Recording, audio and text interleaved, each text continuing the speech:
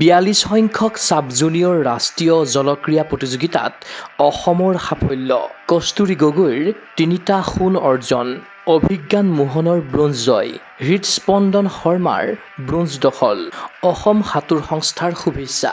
যোৱা ৬ আগষ্টৰ পৰা ৯ আগষ্টলৈ ৰাজস্থানৰ জয়পুৰস্থিত ছাৱাই মানসিং ষ্টেডিয়ামৰ ছুইমিং পুলত অনুষ্ঠিত হয় ৪২ সংখ্যক ছাব জুনিয়ৰ ৰাষ্ট্ৰীয় জলক্ৰীড়া প্ৰতিযোগিতা।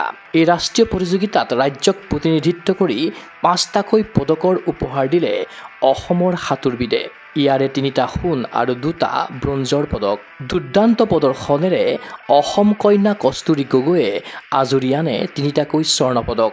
১০০ মিটাৰ ব্ৰেষ্টষ্ট্ৰকত কস্তুৰীয়ে জিনিলে প্ৰথমটো স্বৰ্ণ পদক। ১ মিনিট ১৬.৮২ ছেকেণ্ডেৰে এই সাফল্য অৰ্জন কৰে কস্তুৰীয়ে। সেইদৰে ২০০ মিটাৰ ব্ৰেষ্টষ্ট্ৰকতো কস্তুৰীয়ে অৰ্জন কৰে দ্বিতীয়টো স্বৰ্ণ।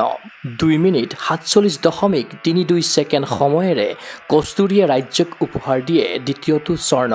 আনহাতে প্ৰতিযোগিতাৰ অন্তিম দিনা দেওবাৰে ৫০ মিটাৰ ব্ৰেষ্টষ্ট্ৰকত কস্তুৰীয়ে লাভ কৰে তৃতীয়টো স্বৰ্ণ পদক। ৩৫.৫৭ ছেকেণ্ড সময়েৰে এই সফলতা লাভ কৰে সাঁতোৰবিদগৰাকীয়ে। ৩টাকৈ সোণৰ পদকজয়ী কস্তুৰী গগৈয়ে সৰুসজাইৰ ছুইমিং পুলত প্ৰশিক্ষক বাবুল গুৰুঙৰ তত্বাৱধানত প্ৰশিক্ষণ গ্ৰহণ কৰি আছে।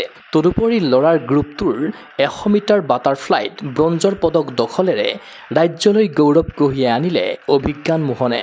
আনহাতে ল'ৰাৰ গ্ৰুপটোৰ ৫০ মিটাৰ ব্ৰেষ্টষ্ট্ৰকত হৃদস্পন্দন শৰ্মাই আজৰি আনিলে ব্ৰঞ্জৰ পদক।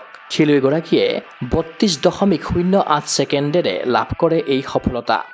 পদকজয়ী খেলুৱৈসকলক শুভকামনা জনাইছে অসম সাঁতোৰ সংস্থাৰ সম্পাদক ভাস্কৰ ৰঞ্জন দাসে। উল্লেখ্য যে অসম সাঁতোৰ দলৰ প্ৰশিক্ষক ৰূপে আছিল জেমছ মৰাণ। আনহাতে দলৰ মেনেজাৰৰ ভূমিকা পালন কৰিলে নৱ গগৈয়ে। প্ৰতিযোগিতাখনত টেকনিকেল অফিচিয়েল ৰূপে দায়িত্ব পালন কৰিলে চন্দনজ্যোতি ফুকন, কল্যাণ কিশোৰ কাশ্যপ আৰু শান্তনু কৌশিক বৰুৱাই। ক্ৰীড়া অনুৰাগীৰ আশা অসমৰ সাঁতোৰবিদৰ এই বিজয়মুখী যাত্ৰা হওক অপ্ৰতিৰোধ্য।